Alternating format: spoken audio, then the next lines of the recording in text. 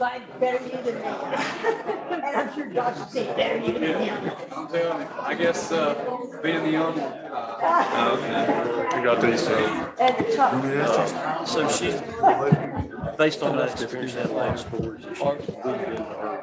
Yeah. And then I have a daughter who's a welder in Pittsburgh. Really? Where in Pittsburgh? Hey, Rick, how are I you? used to live in Pittsburgh. You did? Yeah. They've got a house in Bradford. Yeah, I lived in Oakland. That's cool. Yeah. Not here. Do you ever go up there? Yeah. They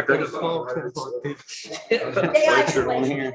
Yeah, they bought a house for next to reality and functionality is kind of run down. Yeah. It's really different. Yeah. Well, she just got accepted to Furman, and she got yeah, and then she got accepted to I think one of the most recent ones were Furman and Hey, Josh. Eric, how are you? but anyway, I think she's still holding out for Chapel Hill at this That's the point. best you can say. Huh? Yeah. With Wake Forest being number one. Well, she actually did apply. She'd rather Yeah. go to Carolina Yeah. instead of Wake. I think so, but yeah. Oh, I gotta work on that girl. Yeah. No, Wake's great. You know, Cindy's aunt was the assistant to the general manager for the Pirates for 50 years. Oh, really? Yeah. Oh, yeah, because she was from Pittsburgh, right? Yeah, yes. She was what, the assistant to the. To the general manager of the Pirates for 50 years. She knows that We organization went up to inside out. Pittsburgh to watch, this is back when. Did you see that email I sent you? Yeah, back When when. we went up to watch. On the Education, one thing they gave it to him for a dollar. Yeah. Service ratio. Yeah. I want to go up there. Where's that? My buddies went. Pittsburgh? Yeah, we're in good shape on that. What a quick show. The compelling reason to raise roots. I went down because my daughter had a basketball. We did that about 4 years ago. It goes up to Clemson. I go down there. Furman. It's all the Yeah, time. one of the- She's waiting on Chapel Hill. Down there. Oh, okay. Here's my new I dog. told her, man, I said, I got to go back. Yeah, it's the Kinghorn Farm in Charlotte where they like raise them to they Right, can train. you could just be us. Well, that's I couldn't do that tonight. like swarming out, like slowly. Just, I got him last Saturday. I say it in the snow. Yeah, just Saturday. Well, I he's, didn't sleep all night. But he's really well trained. He just follows you around. He's trained to hunt for geese. oh, is he? Goose. Yeah, He's she- using that on the Off golf the- course. Yep. I guess it's time. I figured her daughter was playing, but I didn't know what number. She was sixth grade. Welcome, and I'd like to call the meeting to order of the Highlands Town Board of Commissioners for January 19th, 2023. First, before I begin, Commissioner Dotson's under the weather tonight, so he will not be joining us, but we do have a quorum, so we will, of course, move forward with the items on the agenda. The first thing that is on the agenda, would you join me in a moment of silence followed by the Pledge of Allegiance?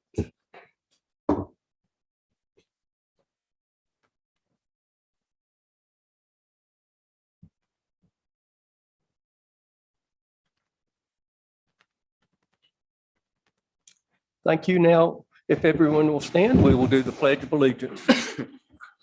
I Pledge allegiance to the flag of the United States of America and to the republic for which it stands, one nation, under God, indivisible, with liberty and justice for all. Thank you. You may be seated.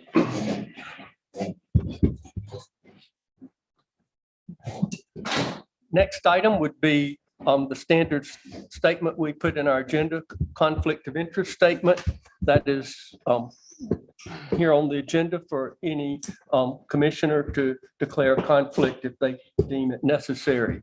Let me move on now to the next item, number 4, the public comment period.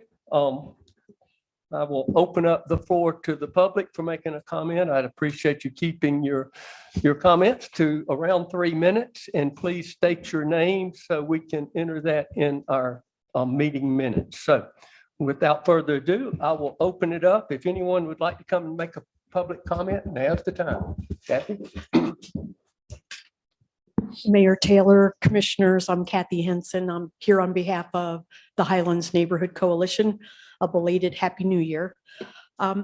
We would respectfully ask you to consider making available to the public the short-term rental data that you've been able to obtain through Granicus. By now, the town should have some fairly accurate data on the number and location of short-term rentals in Highlands. Making this data available to the public serves several purposes. And just to name a few, it would allow all homeowners to see the location of short-term rentals in their neighborhoods.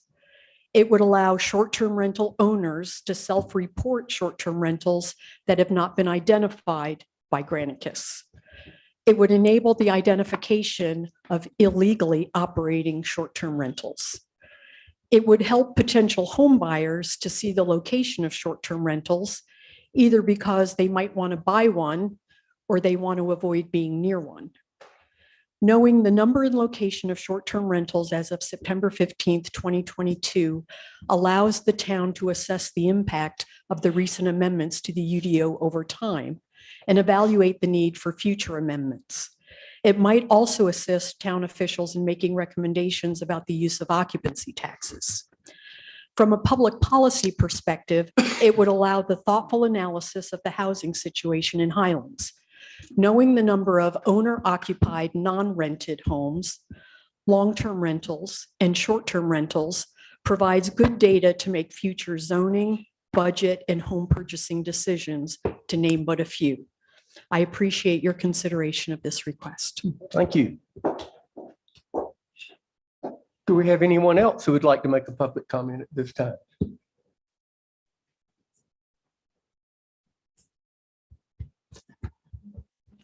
Hearing none, let me now move on to item number 5, and that is to review and approve the agenda. Do we have any additions or changes to the proposed agenda? Mr. Mayor, I called Jim to see if he'd reviewed the lease, had time to review the lease. I know Mr. Cooper was asking for more time, and Jim, have you had time to review the lease, sir? Having just received it yesterday, I finally got the time to review it. And I just sent my comments in. I'll be a little late to be read before the meeting, but I did that. We will address that when we get to that item. Okay. Okay. All right. Any other changes? We have a motion for approval. Second. Okay. All in favor, please raise your hand. Signify by saying aye. Thank you very much.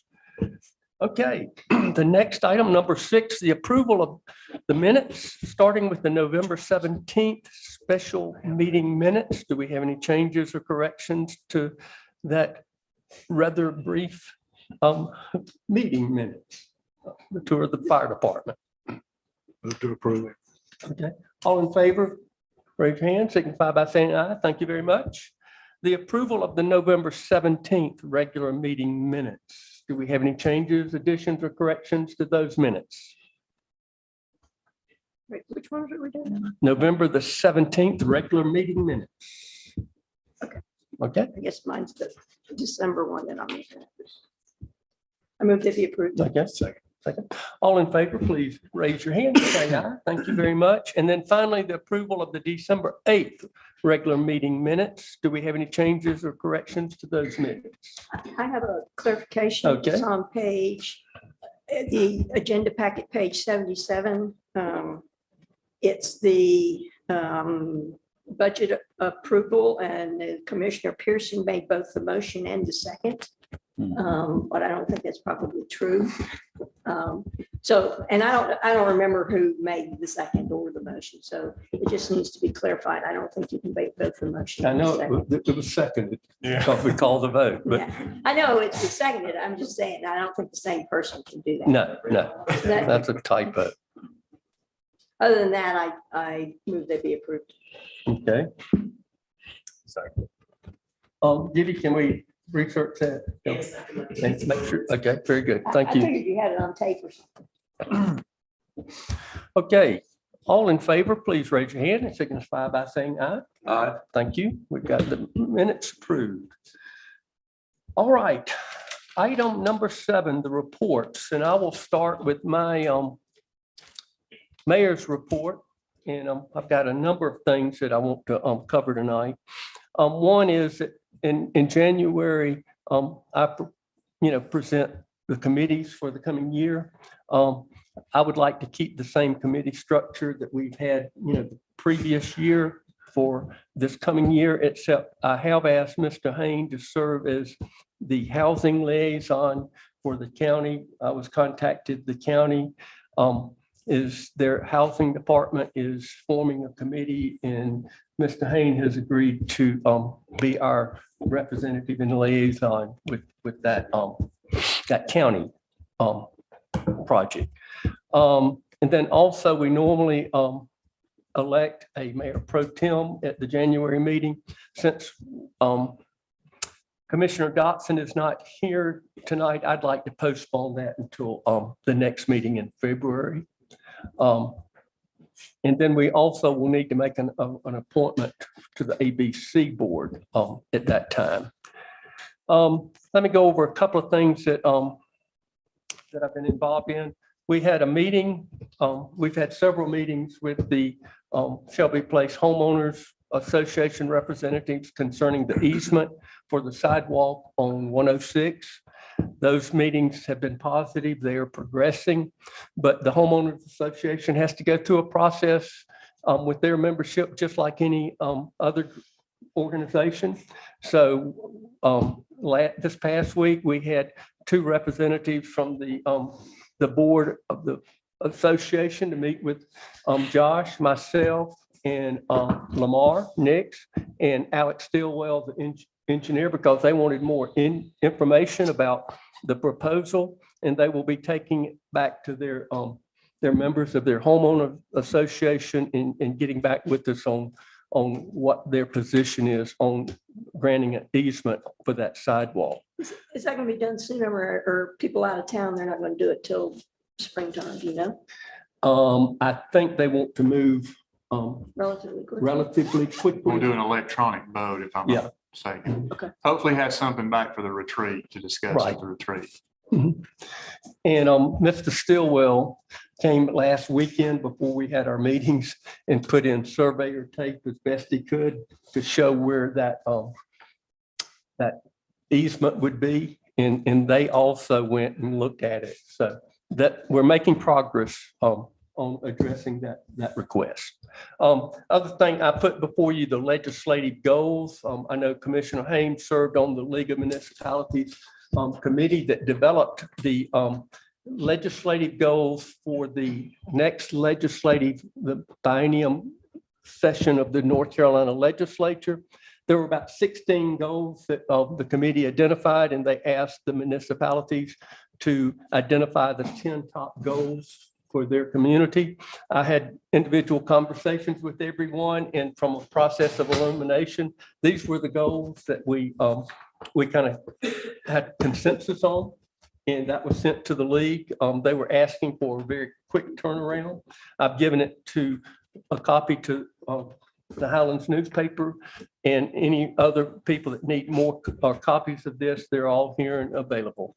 So these are not necessarily Highlands goals. They are from the perspective of Highlands, but they're a statewide Yes. goal. And then So they will process don't it. misunderstand this, as these are our goals. Yeah, right. Yes. Correct. And, I always keep my fingers crossed if we can get the legislature just to pass a handful of them. We're making progress. Okay, let me go over a couple of other things. And let me just say this, and something happened today, and I just want to kind of use that as a segue. And I understand people are critical of the town, critical of, the elected officials. That's fine. And I was coming across a statement that someone made about the incompetence. Here we go, incompetent Highlands again, the town of Highlands, incompetence. And like I say, I understand that we're open to criticism. We can always improve. But I want to thank our town workers for how they stepped forward during the big freeze, which was something that we haven't had I don't think in 30 years. One of the linemen had a temperature gauge, and he said he was out and it was 9 below zero where they were doing some work. So I want to thank our town staff. They know how to respond to those severe weather situations. And I kind of don't want to do this, but I think that I should. I want to name some folks that really played some very key and in some ways almost creative roles to make sure that we kept the lights on and the water was flowing. And I know some communities lost their water plant operations and things like that.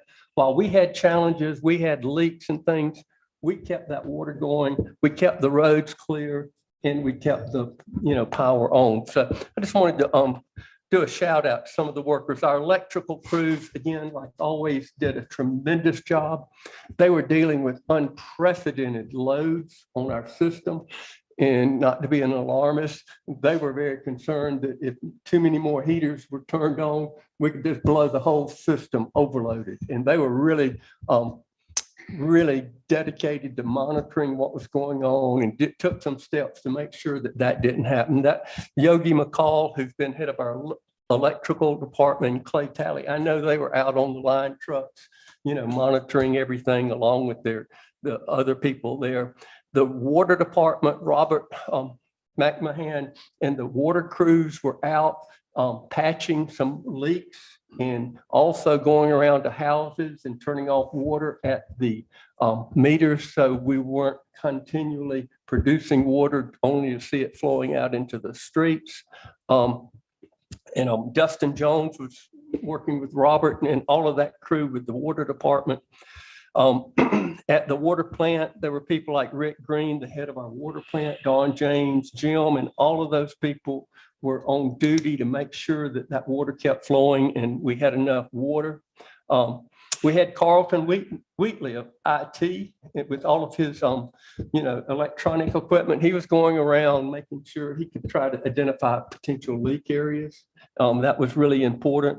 And then we had the people at the town hall, our Francis and Gibby and all the front desk people who were, making lists of people that were experiencing water problems and trying to communicate with them. So the entire staff, it was a team effort.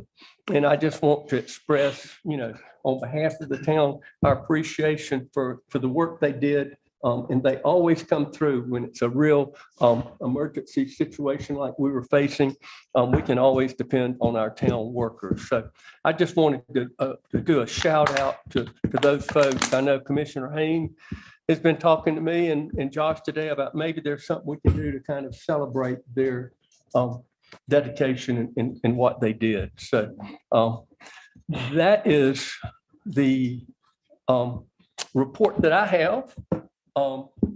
At this time, do we have any reports from the commissioners on committees or anything that they've been involved in town? Mr. Mayor, I think you should be commended for getting the word out that people needed to look for leaks and reduce consumption. Okay. It's extremely important. That was wise to do. Okay. And I appreciate Lamar staying on that finished water pump station. I kept asking about it and he said, almost, need a few more parts. So he got it just in time. And he never dropped the ball. He stayed on it and it's really important. I appreciate it. Yes, sir. Well, I know Lamar's proud of his public works. Yes, sir. Well, and I also want to add to that too, the fire department, there was somebody that I know that lives outside of town limits off road. And they came up from Atlanta to their home, and their home had about 8 different water breaks on it in the crawl space. So they called 911 of all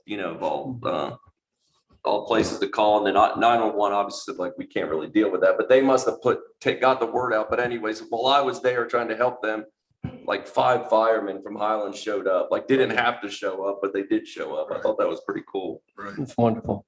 Okay. Any other reports from commissioners? Hearing none, let us now move over to the town manager's report. Josh. Well, first, I would like to give a brief update on the STR enforcement. I know it's brought up by Ms. Henson earlier about the Granicus software. It's been very helpful to Michael Mathis as he's been looking at the short-term rentals, the new short-term rentals that has popped up. It gives the history of those rentals. This gave him the ability to go back and if the history of those short-term rentals are not there, he sends out a letter to those owners stating, please provide this information of history, which includes occupancy tax, contracts, things like that, that gives him, the evidence he needs to clarify that that's a compliant short-term rental. He's got a number of those letters out. He's talked to a number of people. I know a lot of people are frustrated with, well, I've been renting, but why am I getting this letter? Well, the reason you're getting the letter is we don't have proof. We don't have a history on the software program. And we just need that. So if you've got that and supply that to Michael, then you're good to go. So that's kind of how we're looking at it right now. I've got a number of them, in the works. We continue to find stragglers every, week or so that pop up. It identifies those as soon as they're listed, and then he can go after those property owners and try to get the evidence he needs. So just want to explain kind of how that's going. It's been a slow go. It took a while to get Granicus up and going 100%, but it's definitely been helpful. I will say that the Huff versus Highlands case is slated to go to court for motion to dismiss on February 27th. That'll be in Swain County. Moving on, the fire department did get moved into their new building. They got all their trucks in. It looks really nice. If you go by there at night, they've got the trucks lit up. They're working on, I think, their computer systems and telephones and all that. So I think they had their first meeting in there last week before last, and Chief Gearhart said it was very exciting for everybody. So I'm hoping it spawns some interest, and maybe we have some new volunteers sign up. Also looking at moving toward our full-time firemen. We're actually Chief and our HR director is working on some job descriptions, and we've discussed with some other towns that have full-time firemen, some salaries and some shift, schedules and things like that. So we're going to be putting that together, and I'll be coming to the board here in the near future with that. So excited about the new fire department.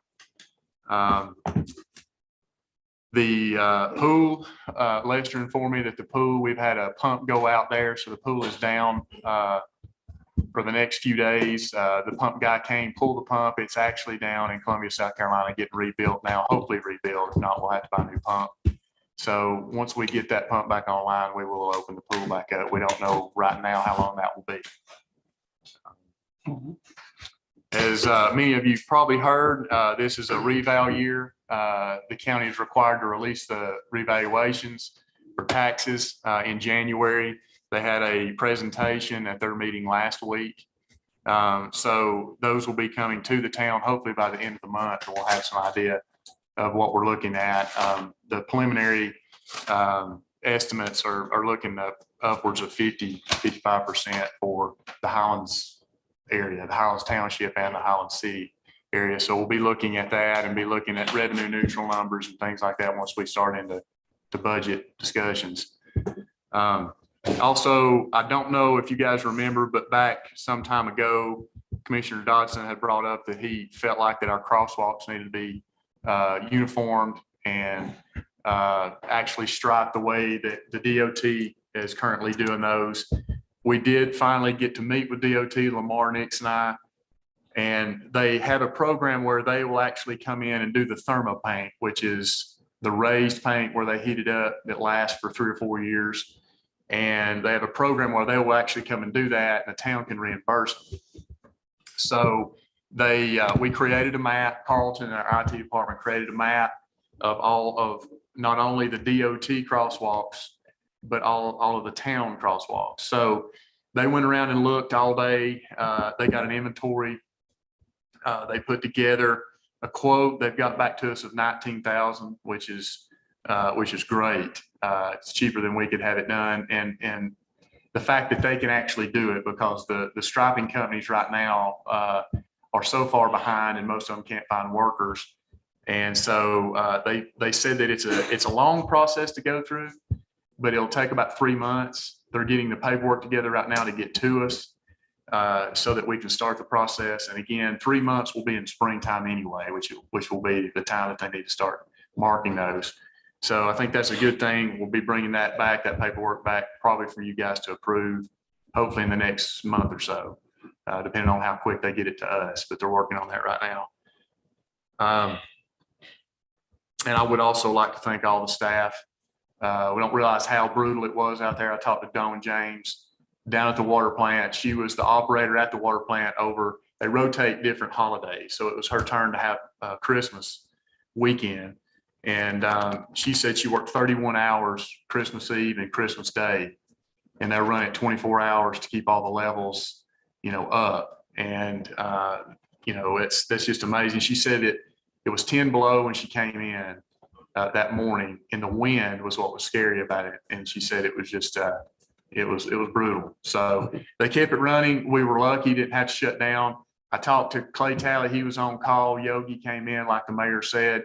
We were having these blinking episodes because the reclosers were overloading. They were able to reroute those and stop the blinking from occurring. And we didn't have any brownouts like Ducat in a lot of their areas. So we were very fortunate, and we were very fortunate warmed back up quickly. So I'm proud of all those folks that contributed during that week following that event. So that's all I have. Okay, thank you, Josh.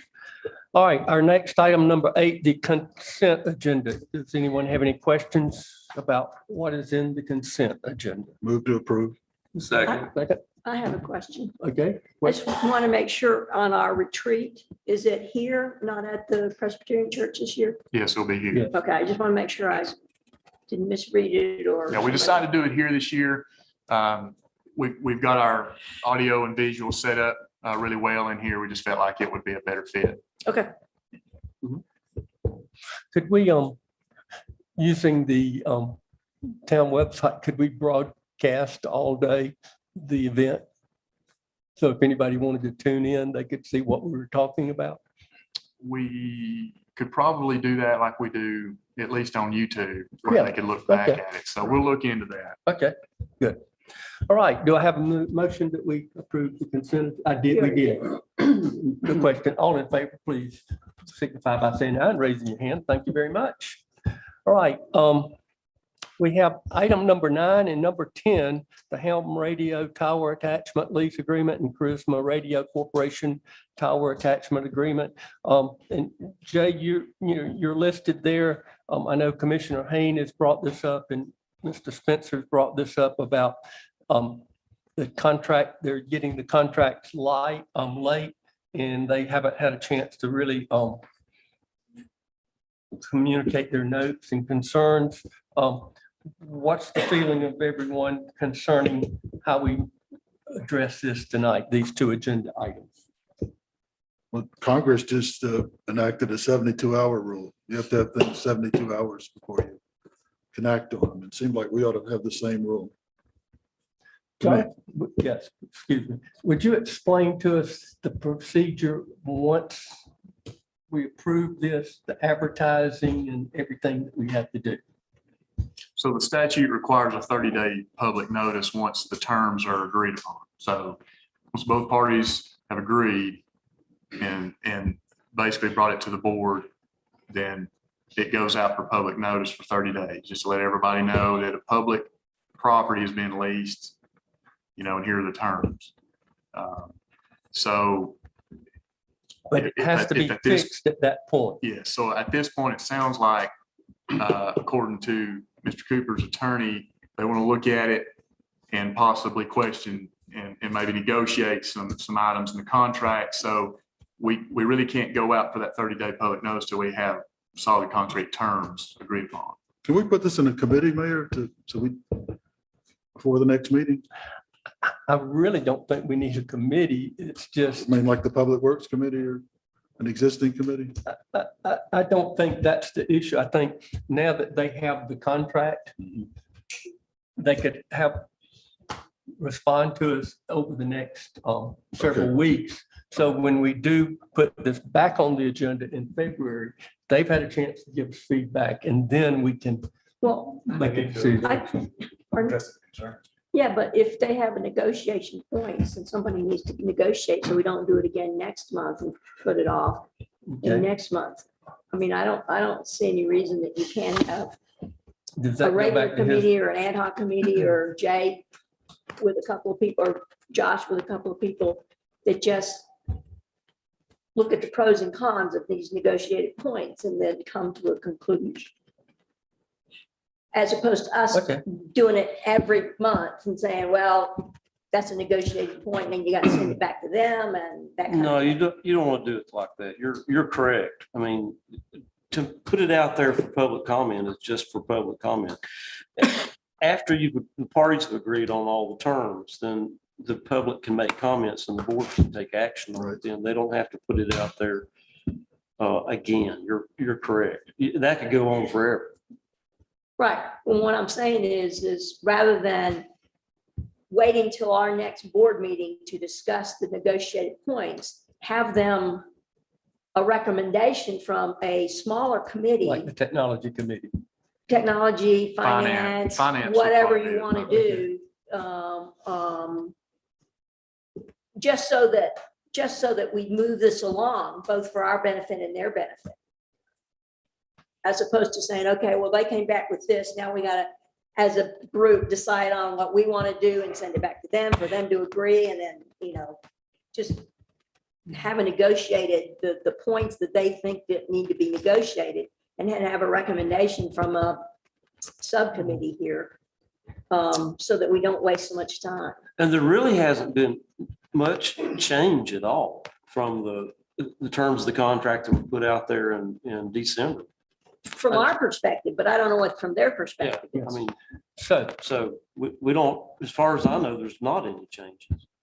I don't know, Haven't because we seen haven't it. had their comments back yet. So what I'm hearing then, and from Josh with the finance committee, if we were to give the two parties 2 weeks from now to get the comments to Josh, to you, where you could call a committee meeting.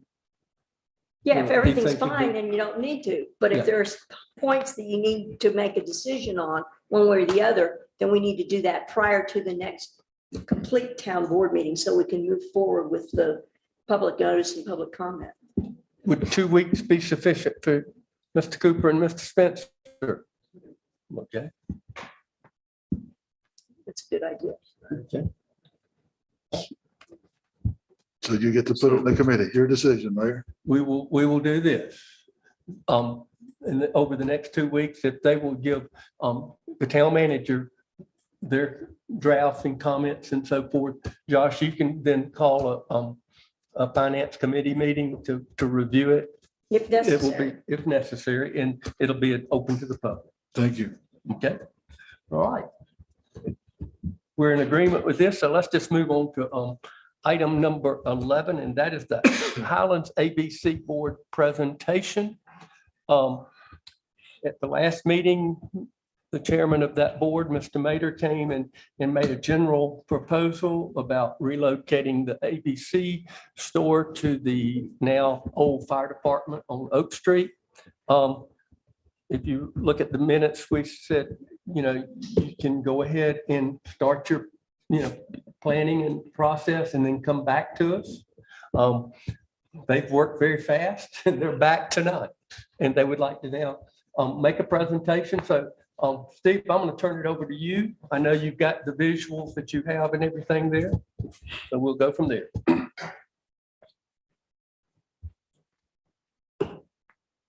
Thank you. Good evening, Commissioners. That pretty well led into what I was going to say. I do have one issue that I want to talk about. It's just an information. I've been approached by a number of people, and they don't know what the Highlands ABC store really is, and who the ownership is. So for clarification, and as early as today, as late as today, I had the same thing. The Highlands ABC store is an entity of the town of Highlands. Okay, it's, some people thought it was a state store, et cetera. So just for clarification, thank you, Kim.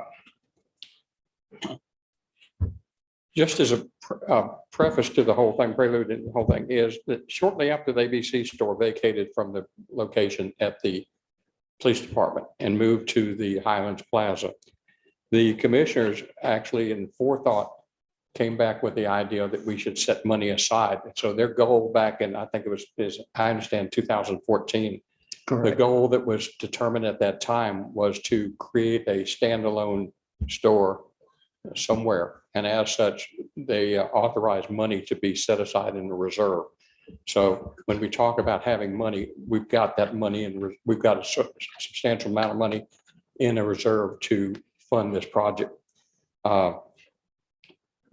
Now, when they moved to the location where it is, of course, there was a lot of renovation had to happen. So, you know, we put $350,000 into that work.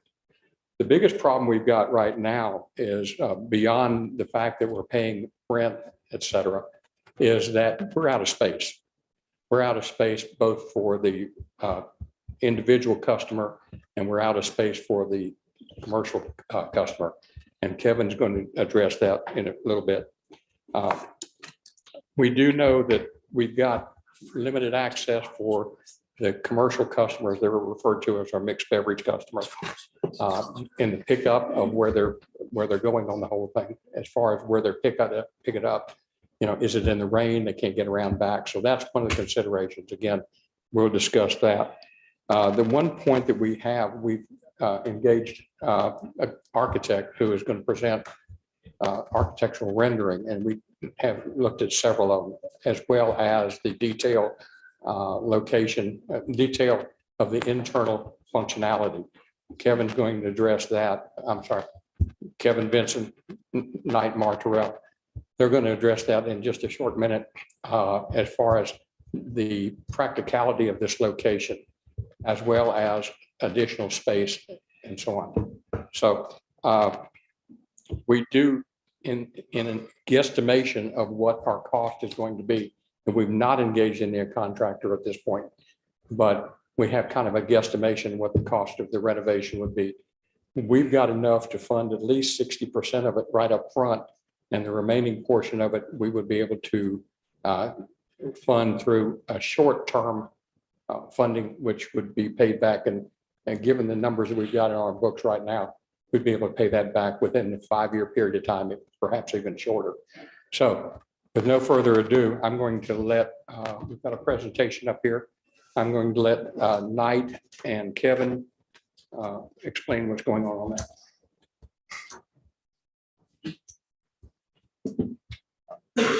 Okay. On the first slide here, you see the building as it sits now. Doesn't have quite the square footage that we need for a showroom. We're also dealing with an issue where the center bays are being higher in the rear and lower in the front. It's sloped.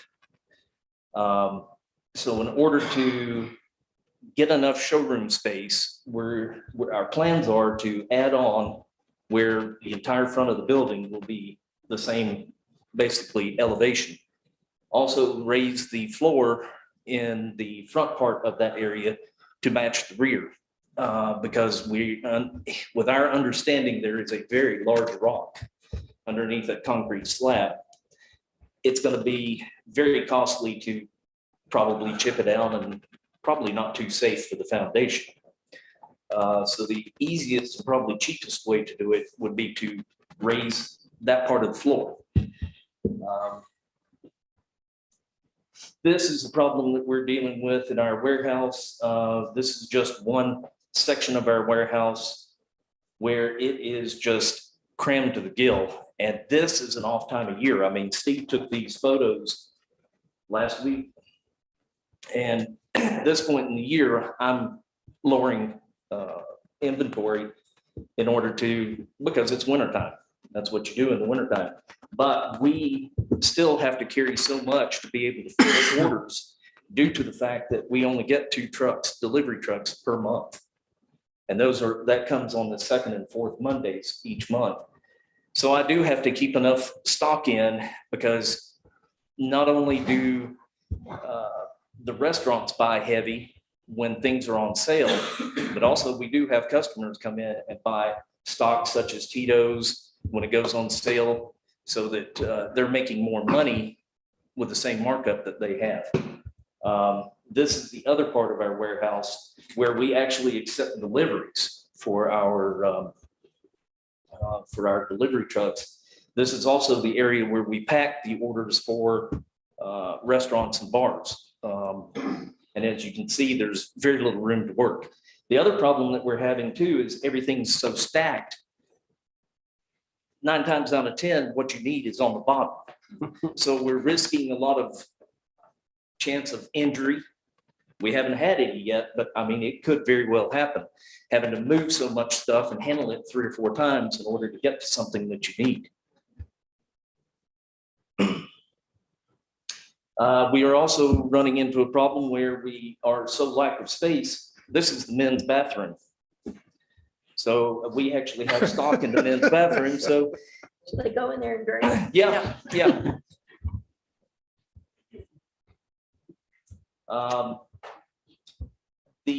I kind of touched on this at the last board meeting. The RTDs, which is also an acronym for ready to drink.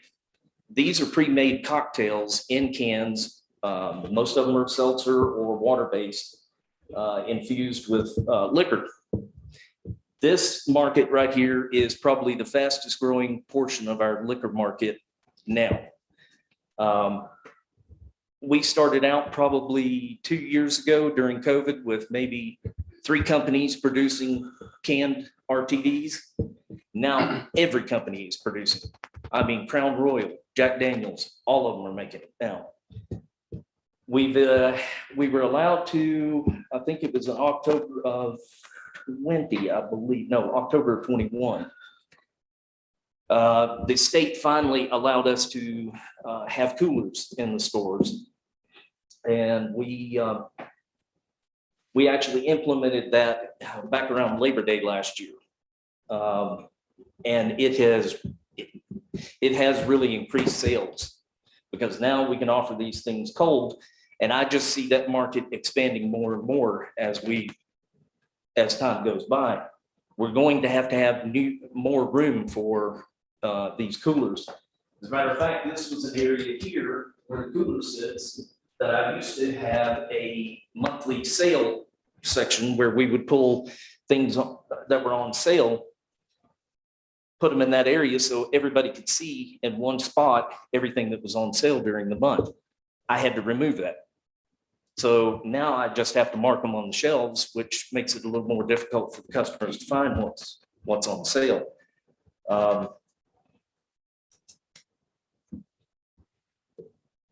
Want to touch on this? Or? Now, this is just a very simple diagram. It takes the existing building is 67, just over 6,700 square feet. And what this is the firehouse with an overlay of the current square footage that you're operating out of now, which is 4,200 square feet. So just put it in context. You're not. I think at first we entered into this thinking that it was a disproportionately large increase. It's really not. Let's go next one. This is your square footage breakdown of the firehouse as it is now. And this is a adjacency and circulation sort of summary diagram, what we used to call bubble diagrams. It's not really a plan so much as going through with Kevin and saying, you know, I can see this space looking well as this. And it's adjacent to this, and circulation would work that way, et cetera.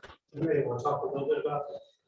Yeah, and as a matter of fact, Kevin, can I just ask you a quick question? So it looks like you've already expanded it out so that the front of Yes. the building is flush. yes, Or that's what this shows Okay. right here. and the is. previous slide actually had used that space too. Mhm. Yeah. Yes. Okay. Correct. In other words, it won't be feasible for us to do this if we don't expand. Because really, if we don't expand this section here, you're losing a good chunk of one of these sections. Our delivery issues would be so much more efficient with this building because I do run into the event occasionally when the grocery store is receiving a truck themselves, the alleyway's blocked. So I have to, or Skip, our other guy that helps unload the trucks, we wind up having to wait for them to unload the grocery truck before we can get the house. This way, the truck can back in down the alleyway, have a nice level area here.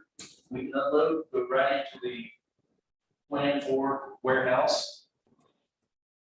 Be able to move stock from here to here for doing mixed beverage. And mixed beverage meaning packing for restaurants and bars.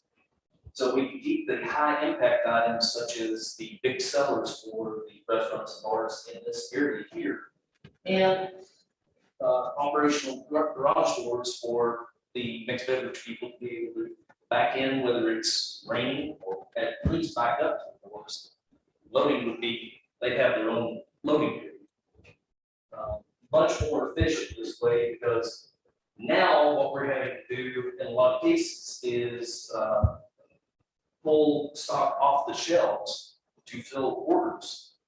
And then somebody has to come right along behind us and stop.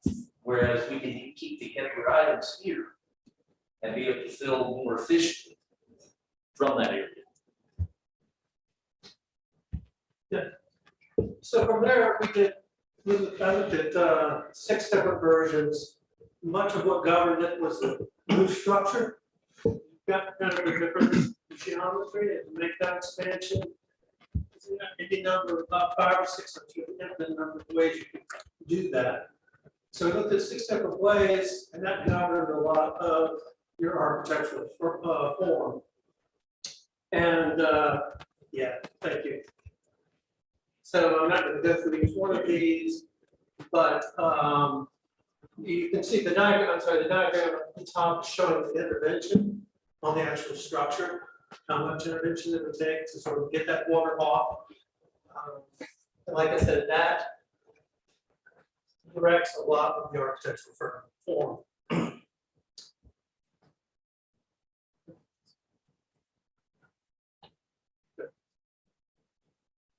And this right now is where the board is sort of set on, and liking, want to explore this a little bit more.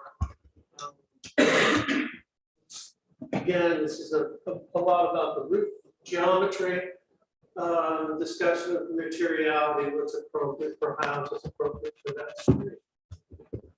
It's an interesting thing because this building will really act as a catalyst for activity. Kind of magnet, because So the intent is to keep the garage doors on both wings? possibly, again, this is a detail, I don't want to go too much of detail. We certainly work So the with this. retail space is the center space as well. Center space is the retail area. Exactly. One of the things we were trying to work toward is continuing to keep it looking like a fire station. Yeah, There's so much history in that building. As a matter of fact, I would like to down the road, if this happens, is to actually take some of the historical photos from the fire department, enlarge them, have them hanging in there. So, because people don't necessarily see them in the fire department, but they would here. That was kind of the early on Yeah. meeting of the minds. I had a preconceived notion, and then it turned out to be the same as Kevin and Steve said, gosh, it would be kind of cool to have a little bit of that firehouse aesthetic, and maybe even amp that up a little bit. And then doing some Google research on ABC Liquors, it's actually a very good precedent for sort of the old warehouse kind of aesthetic working there, but just upgrading it a bit. I like the way they. Do you have a site plan that shows the parking? I assume this is the parking like this? Yeah. And so it would be back out parking, back out. Well, And how there's much still, space do you You have have? quite a bit there. yeah, you still have a lot of area here because these currently are Okay, I just, They're locked down. so they're not backing out into the road. No, there's, well, I have an F-250 crew cab and I don't have a problem backing out without going into the road. Yeah, can I ask a question as far as what kind of truck do y'all have that delivers the beverages? It is a 53-foot van. Okay, so that's my concern, is if you're backing into that little alleyway there, in order for that tractor trailer to back, it's gonna take up that entire road from what I've seen in the past. A lot, they have to have a wide area. So Yeah, the if only- we're in the police department having lunch or something, and we have a person call on that in the town, we're gonna bypass Main Street, we're gonna come to the house. They don't come that time of day. It's, our trucks always arrive 7 AM. Okay, so what if the traffic happens at 7 AM and we want to come down that way? Are we gonna back out and go another way, somebody's license? The other thing that we've explored too is, and we talked about this, is most of the time, because these trucks are not apportioned, so they can't go across state lines, they have to come in from the Jackson County side. One thought was to have them come up, what's the name of the street? Maple. Come up Maple, come around, go by the town hall and up the hill, and come in this direction. So maybe if you're having a truck on whatever certain days, you can get up with me, let me know, hey, we got a truck coming in at 7 AM. Please take it off. Yeah. And you get now, And it's only 2 days a month that we have to deal with it, and it's always on Monday. Okay. You mean coming into the back part of all? Yes. I don't think that. Well, I think what we're talking about is coming from Maple to, what is it? Oak, and I'm up, not using the police department or town. right, Yeah. Maple to Oak, up to the top of the hill and back again that way. no,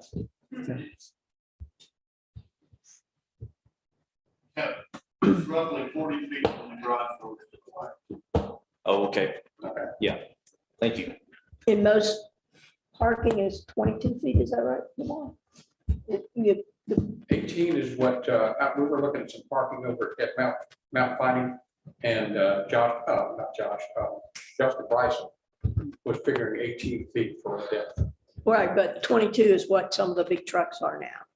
Probably Kevin's, Oh, yeah. Oh, you're. It's you're talking about 22 feet. customer. yeah, Oh, I'm sorry. yeah, so the line would be for a 22 foot. Yeah, And so if it's 40 feet, you've got basically 18 feet left to back out and turn. Yeah. Amy, we don't, Kevin was saying, we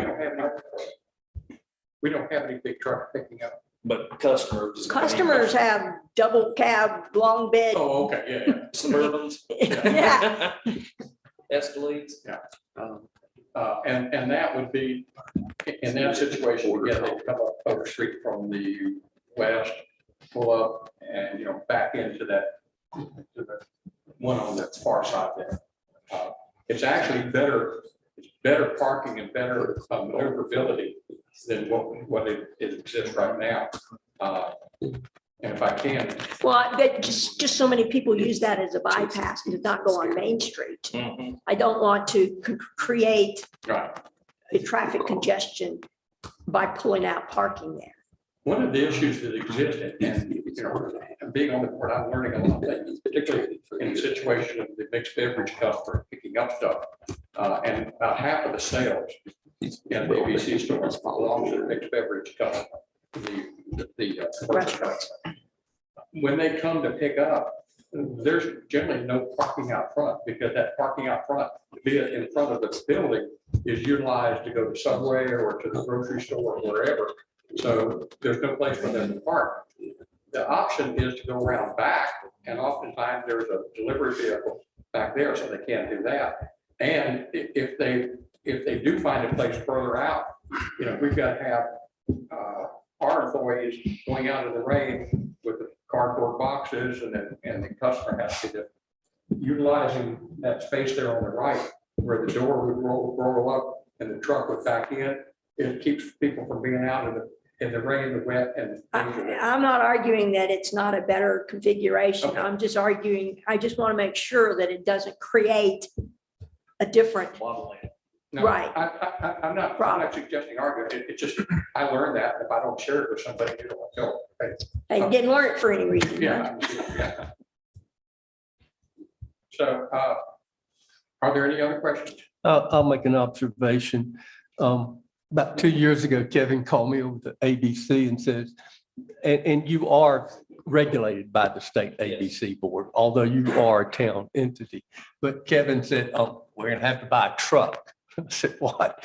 He said, we're gonna have to buy a truck because the legislature is mandating that we have to now, for our mixed beverage customers, deliver to their premises.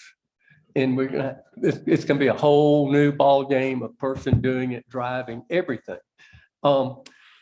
The board, the ABC board, petitioned the folks in Raleigh to give them a waiver, and that was granted.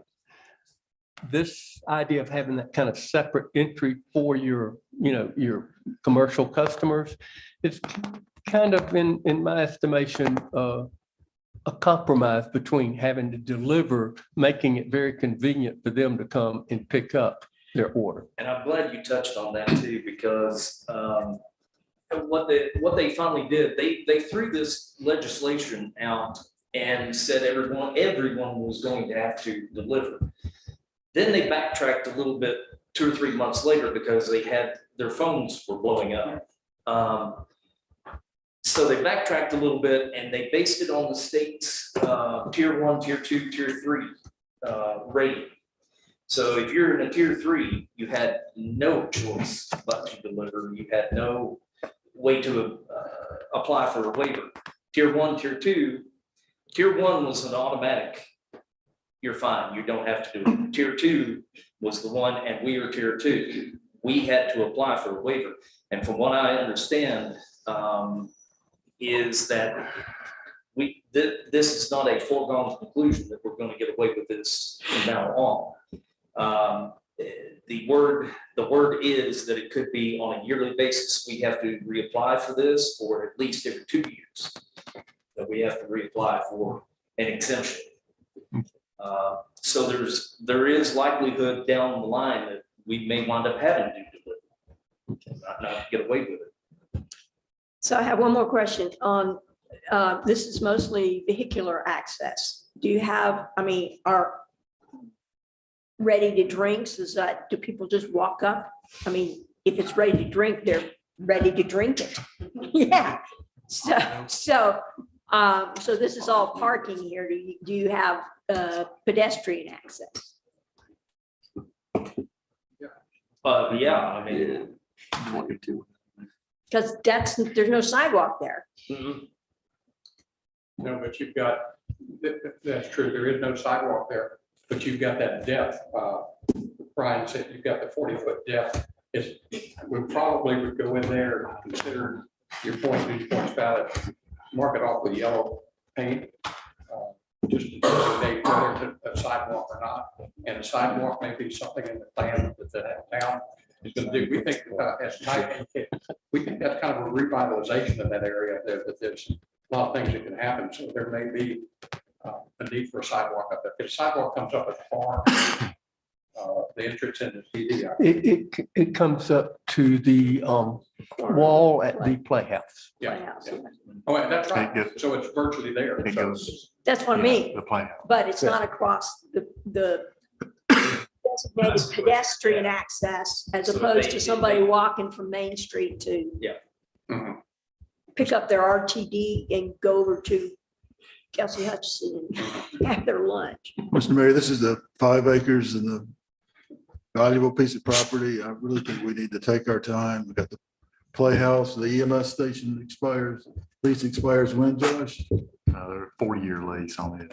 I thought it was a few more years on I don't know the exact expiration, but they got several more years on it. it. Yeah, like 28. And your lease runs out when, Kevin? 29, 27, 25. 28. So it just seems like we have, and I know Mr. Dodson has a lot of conversation. It just seems like we ought to take our time, do a study of the property, and do the greatest good for the most number of people, to me, Mayor. Okay. I think there's a limited there's limitations on what can be done up there. As I understand. In the deed. I didn't For the deed. It could be a public purpose. The deed that we have on this property, we've had people saying, we want to turn this into a brewery. We want to lease it and turn it into, such a thing. I read the That's deed not- that Josh sent us, and I didn't see anything that had any stipulation on it, other than what we would normally be able to use as public property. No, it says for arts Governmental use. and governmental use, And it mentions including arts and entertainment. Mentions entertainment with concession for the playhouse. I'm not advocating that we privatize this. I just think there are lots of opportunities to improve the town. We ought to look at everything that's possible, take our time, look at the playhouse, look at the EMS station, look at the fire station. Is it worth keeping? Do we need to do something different? Okay, but I will just say this. If we don't go with this, what's the future of the ABC store? Well, that's the problem that exists. That's the problem that Kevin said. What we've got right now is we've got a ton of limitations. We also have a rent increase coming up in June. This is going to be revenue neutral to the town. It's a situation where we need more space. We've run out of space. He's indicated that we've run out of space. We've got potential working hazards there. There's ladies working there at the store that are having to lift 40 and 50-pound boxes and move them around, as opposed to putting them in where they belong and be able to pull from inventory on a one-shot deal. We need to proceed. I understand your concern. We need to proceed at least at a minimum to get some construction cost. We need to look at that, but to have something clear cut. And the other thing is, without going into specifics, there's the financial benefit to the town. This once we get everything built, constructed, and finished, we're looking at probably $400,000 or better $1,000 a year that we can throw into the town, because we're not having to set it aside. We don't have revenue. We don't have rent to do with. So there's a substantial amount of money that could come every year to the town. So I understand the issue. We'd like to proceed as quick as possible, because this is not going to be an overnight thing. We're going to have to talk to contractors. We're going to have to find out what their schedule is. We're going to have to, go through the construction delays, et cetera. So that's why, if it was just, hey, we just want to save a few dollars, that's one thing. But this is almost a necessity as far as space and worker safety, as well as generating revenue to the town for whatever projects that are on the horizon. So, I had, What's the feeling of the board? Go well, I ahead. had one more question. You're just using this part, the extra bay, whatever that thing is Yeah, on the side, that's not being used? the ladder truck bay is not being used. Okay. We're using Just this, the red. but not the separate building. Not the red building. The ladder truck bay is not to be used. So It's not even connected. it sounds to me like somebody needs to say, yeah, okay, these are the ideas of what we could use this area for.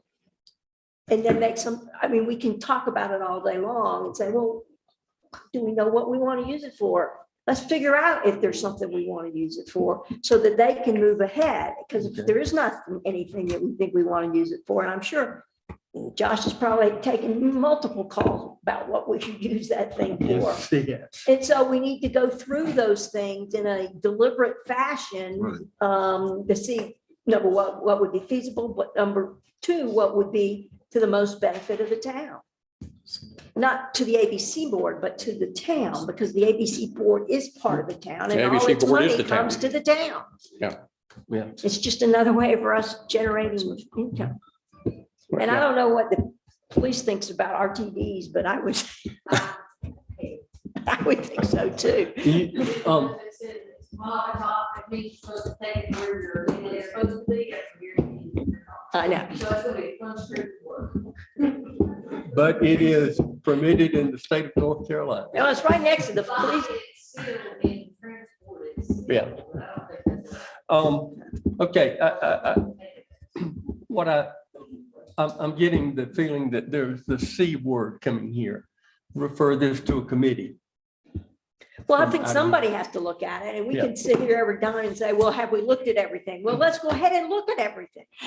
Give them an answer quick. Yeah, because they need to do some planning. We need to do some planning. You know, whether that's the planning board or whether it's a committee or I don't know who it is. I thought we were gonna have a consultant look at the Playhouse, the EMS The buildings. Playhouse is not part of this. Well, it's part of the 5 acre. Yeah, Correct. and, 5 and, acres, but not part of this specific. and I do want us to have a consultant evaluate the status of the Playhouse. You mean a feasibility of keeping that structure? Or what needs to be done with it? What are the big That's an issues? old structure. Oh, I know, it is, but, and Commissioner Haynes, and I've had this, discussion, do we need to bring in a consultant, and Josh can weigh in on this, to do really a comprehensive review of all town, in my opinion, all town property, not Right. just, not this property, but then I will just say, I see the, opportunity here with this, relocation. So, how do we proceed? I know Commissioner Patterson, you're wanting to kind of do a review of what are the possibilities for. Yeah, because I don't think that I know. They don't call me up and say, you're going to have an empty fire department. I think this should go in it. But I'm sure somebody's had those conversations. And we Okay. need to evaluate all those things, the pros and the cons, so that, and the ABC's, in the list, so that we figure out what is the best way to proceed and not keep saying, well, do we have anything else to put in there? What Just happens if, figure it out. what happens if we did a multiple committee perspective? And by that, look at the financial, land use, and maybe even public safety, have multiple committees give different perspectives on what are the potential uses of the property. That doesn't make sense to you? Have a quorum, then you might as well have a town As board long as meeting. they don't meet that same time. Oh, of course, yeah. That's what I'm saying. Yeah, I mean, if you're gonna have that many involved, you might as well have it at a town board meeting. Yeah, I was gonna say, why don't we just have a workshop or at the retreat, do the Okay. preliminaries and then break out from then, and then everybody can weigh in, not as individual committees, but from every perspective. Could Josh work on a scope for a study for the property? Josh, would you Well- report on what you've already You know, done? you can do a building needs study, and if you're gonna do it, you would need to do it for all town, properties and facilities. And they can go and they can look at what we have from the public works to town hall, police department, fire department. They look at everything and say, okay, this is what you need here, this is what you need here. Then you would look at the overall property and decide, okay, what can we do here with this whole property, not just the fire department. Right. But the Playhouse is coming available in May. You got the fire department. The police department, obviously, we're not going to tear down. We just built it. Town hall's been remodeled, but could we do something with town hall? If we can't do something with town hall, could we move it up there? Could we turn town hall into something else? But that would need to be a consultant coming in, I think, with a firm to look at what we have, all of our town facilities as a whole, and then look and say, okay, these are ideas that you do. Now, that's going to take months to do. I mean, we have to go through a process of RFP, choosing the firm, having them come in, meet with everybody. You're talking probably, 6 months or so, maybe even longer, depending on how quick we move to get those answers. And my concern is too, and is the deed and the use of the property. I know our comprehensive plan shows there being everything from tearing the police department down and building mixed use and commercial and parking decks and everything else. But the way I read it in that deed, it's governmental uses. And that's something that needs to be researched as well. Because we have had a number of calls, we'd like to do a retail space there. We would like to, house Highlands Excursions just called me saying they'd like to park their trucks in the bays and, you know, so there have been a lot of different people call. So I don't know that we're able to, you know, allow space to be leased out on that property for just private commercial uses. So that's something that we need to look at as well. So I don't know how you want to proceed, but that's an opportunity and an avenue to proceed. It's just going to take some time.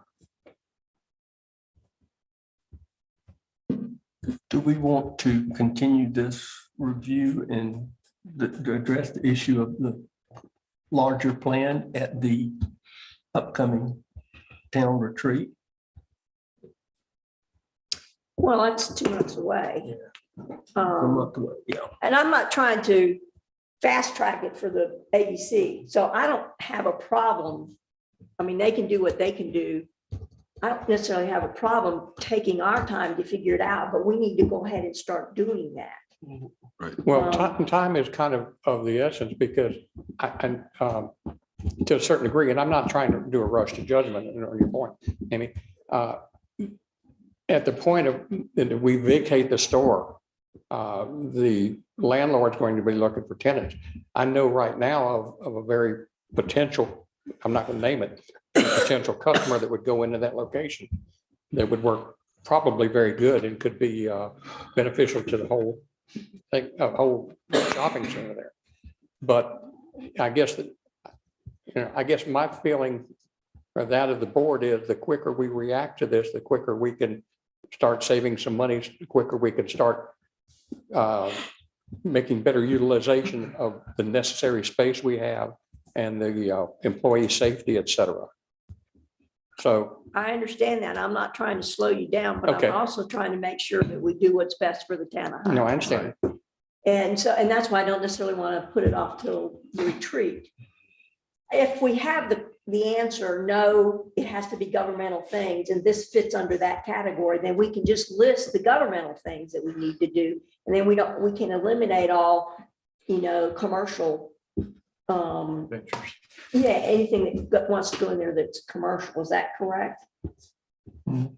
And so we can just work on that. And I don't know how long it takes, you know, yeah, you got an RFP and they got to look at everything, but For our next board meeting, we could ask the town manager and the staff to come back with some answers about the deed and potential resources for doing a planning and so forth at our next board meeting.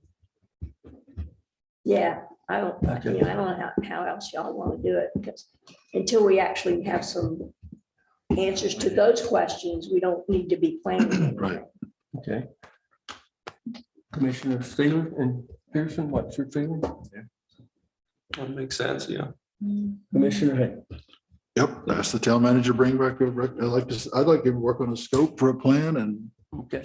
So review exactly what can go, What can and cannot go. Okay. what options there are. And then, you know, it's not like you don't know the space that we have now and what we're utilizing and what we're not utilizing and where we could expand in other places. So just a, you know, top of your head, seat of your pants kind of list of things that we may need to actually think about. And that will tell us how much consulting we need to have done. I mean, if it's one thing, yeah. Yeah. Okay. All right, that's how we will proceed then.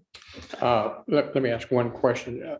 Y'all have no problem with us proceeding as far as looking at contractors and estimation of cost? Mr. Mayor, I just think we need to wait for the next meeting, town manager, look at all the options and Well, I mean, if we prioritize what That's are- entirely on your dime. Well, that's it. Yeah. Okay. We're not giving you No, any- you're not giving me a thumbs up. You're not giving me a thumbs down. Okay. But to get costs and everything, yeah, that's perfect. Well, that's it. I mean, if we find out it's going to cost $25 million, all bets are off. Okay. Okay. So, but we need to get a sense of what that is But I from a think it's good on financial y'all's standpoint. part to know that up front before. Yeah, we sign anything. yeah, because all we're doing right now is a rough guesstimation. And so that's part and parcel, because we want to try to, if we do this, we want to try to accelerate it as much as possible. And so if we're able to do that without any guarantee, no contract or anything else, just discussion. Okay, good. Thank you, Steve. Thank you, Kevin. Thank you, Knight, for your work. Okay. The next item on the agenda will be the EV charging station electrical update. We asked Lamar Nix, our Public Works Director, to give us a report on the cost for EV charging stations. If you remember a couple of meetings ago, there was a presentation by the proposed EV charging company. I think at the end of the day, everybody wanted to know, well, what's it going to cost the town of Highlands for the two proposed sites, one on 3rd Street and one on Oak Street? What's it going to cost town of Highlands to participate in this?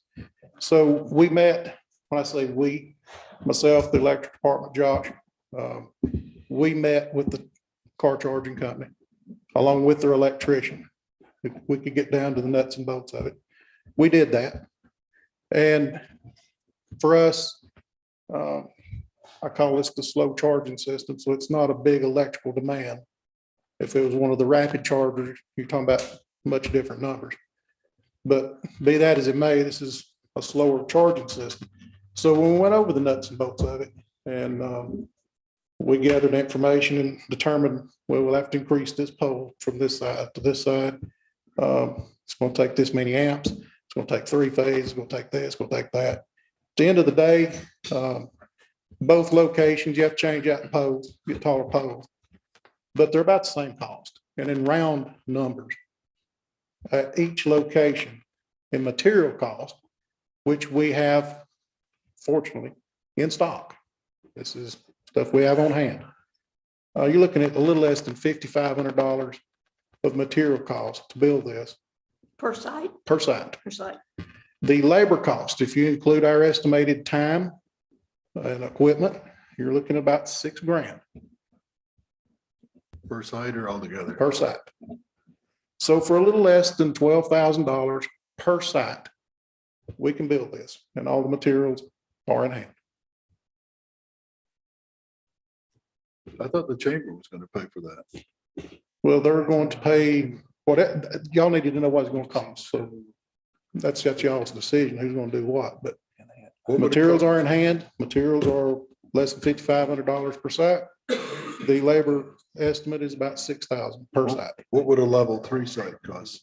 I did not estimate for a level 3. You're going to have to upgrade all the lines to everything else, right? They're not proposing a level 3, so we did That's not what I discuss meant. A that. level 3 would be something that, A totally different animal. that sounds like our whole grid needs to be redone. Well, I don't think there's the space at either one of these locations. Looking at what The level the town three of Franklin put in their level 3, the transformer bank is huge. And so is the dry transformer bank as well. Oh, yeah, our site would be huge, but also the car charging responsibility site. That's another set of transformers. Takes a much bigger area, much more expensive, and the electrical demand is more like a vacuum cleaner. This is no different than a 3-phase service to a small building. I have no idea what that means, like a vacuum cleaner. It's going to use a lot of electricity to do the rapid charge. Oh, vacuums use a lot of power? A vacuum cleaner of electricity, just sucking it out of the system. Okay, I didn't, I Yeah. had no reference. Yeah. So when you are bringing in 3-phase service to, let's say, a new business, a new building, who pays for those costs? The town, We absorb those costs. we absorb those costs. So if we're viewing this as just as providing service for a business environment. We're not talking about any of these costs. That is our burden to bear. And there will, then part of this estimate is the meter base for this 3-phase service to put our meter in and charge, the electricity back to whoever the customer is. Chamber, car charging company, whoever. They're paying for the electricity. And I actually think these are almost infrastructure upgrades. As we get more electric vehicles, whether it's that we put brick sidewalks or that we put whatever it is that we do to enhance the town. This to me is an enhancement of the town. it's moving the technology forward. You know, we didn't used to have to do this because we didn't have this technology change so much, but now that we do, it's just like it's an infrastructure type thing to me. Not, I think we ought to look at what a level 3 would cost. The way I understand it, a level 2 is 5 miles per hour. So it'd have to stay there for a 24 hours to get 120 miles, is what I understand. I think the presentation guys said they'd be there, what, 4 to 6 hours? And that's what they said. You could go back and do an estimate on level 3. Could, but I'd have to go back. I mean, if you look it up online, once you get into those level 3s, you're looking at the construction costs of getting up, $100,000. It gets crazy real quick. Well, in the request, if you remember back, the request from the chamber, they have a grant to install level 2s. Right. And level 2 And only. that's what they requested. So that's the question. That's the before. question. And I'm very concerned. There's not a lot of space. I mean, if you go down and look at you've got a little bit of bank before it drops off. And to put the size transformers that requires on a level 3, I don't think these 2 sites would I was probably gonna be say maybe other feasible. areas, We but need to not this choose side close to another town. site. You know, something to look at in the future. Yeah, Now somewhere else. these 2 sites. That's one thing I will say is, Amara, they're talking about 2 chargers. That's what was presented to us, was the request for 2 chargers per site. Side. Per side. And When we- each charger charges 1 vehicle, the way I understood it. That's So correct. you'd be charging 4 if you had both sites fully operating. We're Yes, just going to yes, look at both the, sides. So what they looked at is the company said, well, hey, we could go right back down through here and we could add more in the future if we need Of level 2. of level 2s. what about the chamber site? Wasn't some conversation about using their property? There was, There was. Is that included in your estimate or is that? no, this was the requested 2 sites, Oak Street and Third Street. But if they were to put those on their property, we could kind of interpret the installation cost, providing that service, the electrical service would be pretty close to what you have projected on these. It's 2 not going proposed to sites. change anything. It takes the same transformer bank. It's set in the pole, it's same work, different spot. And I don't have any problem with $25,000 starting to see how this works. And if we do need more sites in the future or bigger, faster sites or whatever, level 3 sites or whatever it is. This is the sticking our toe in the water kind of thing. Well, along with that, if we were to do this and so forth, because these are parking spaces, wouldn't we have to have kind of an understanding, a contract, how long we would be committed to having these charging stations? Would we say we have a 5-year commitment with, reevaluation after that? And then also, I think we'd have to have a parking ordinance change to where no one could park there except unless you're an electric vehicle charging your vehicle. So it kind of takes, in a way, it takes parking spaces out of service for, other vehicles, but, it is addressing that growing need for electric charging stations.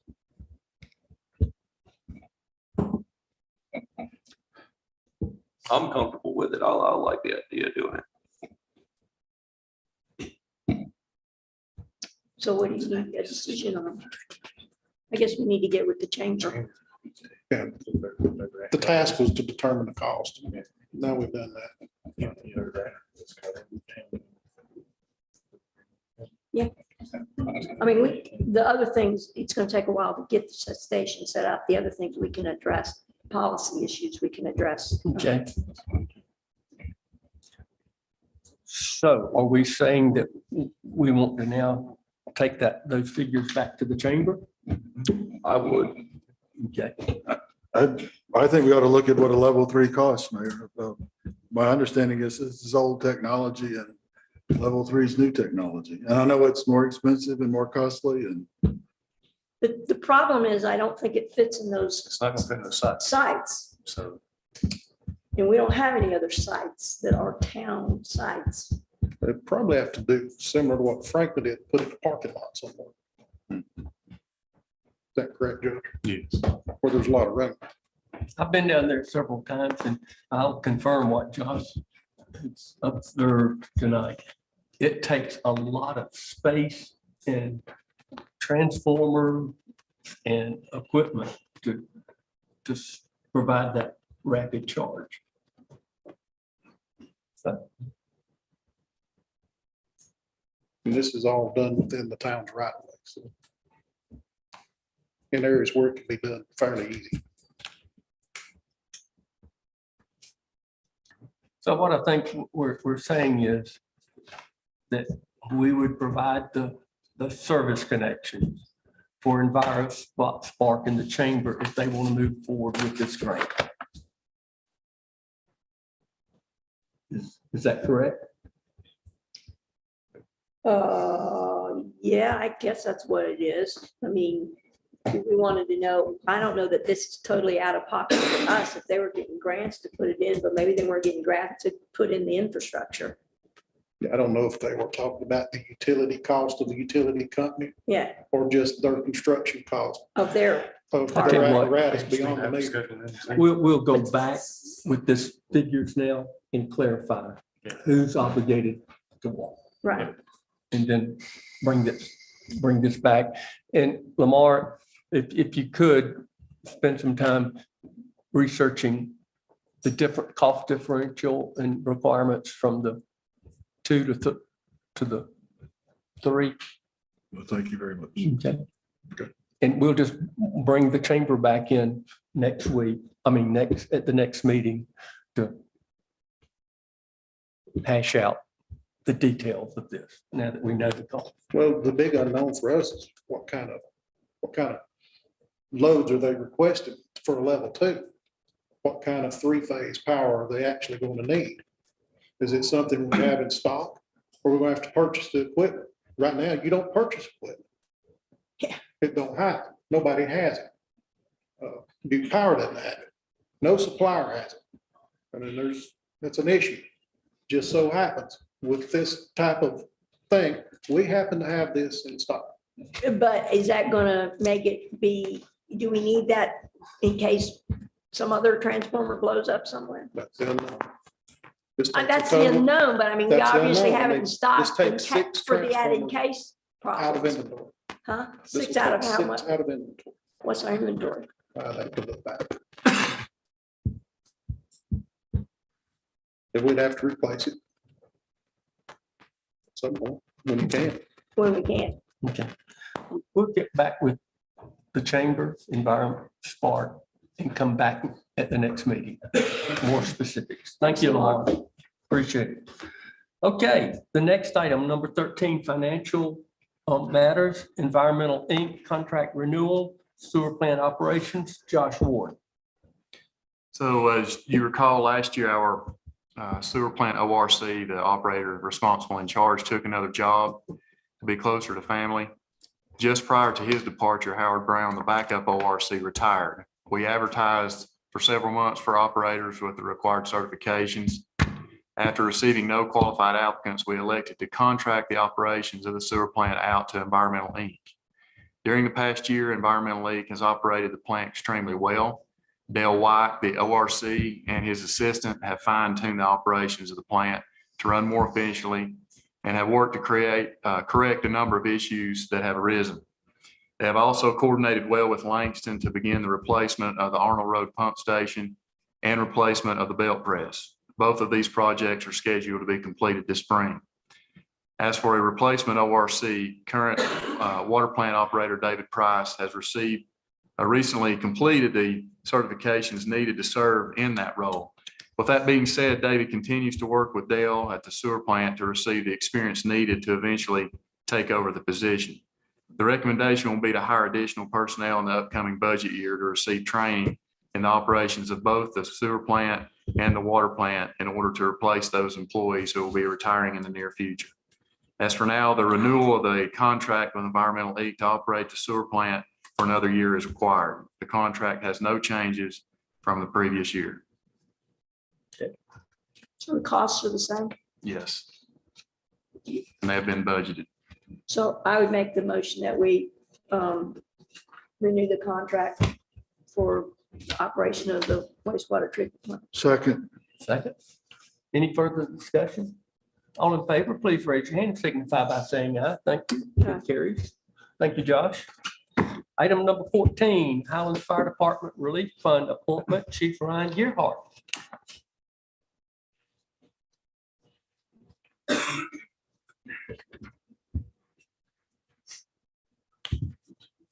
As you see in there in your packet, at the December business meeting of the department, had elections and of officers and also for the relief fund board. Olin Vinson decided it was time to hang it up. So we had two nominations, Paul Corbin being one of them, and it was unanimous vote by the department to have him take Mr. Vinson's spot. So that'd be our recommendation to the board for approval. So moved. second, Second. Any further discussion? All in favor, please raise your hand, signify by saying aye. Motion carries. Thank you. Thank you, Chief.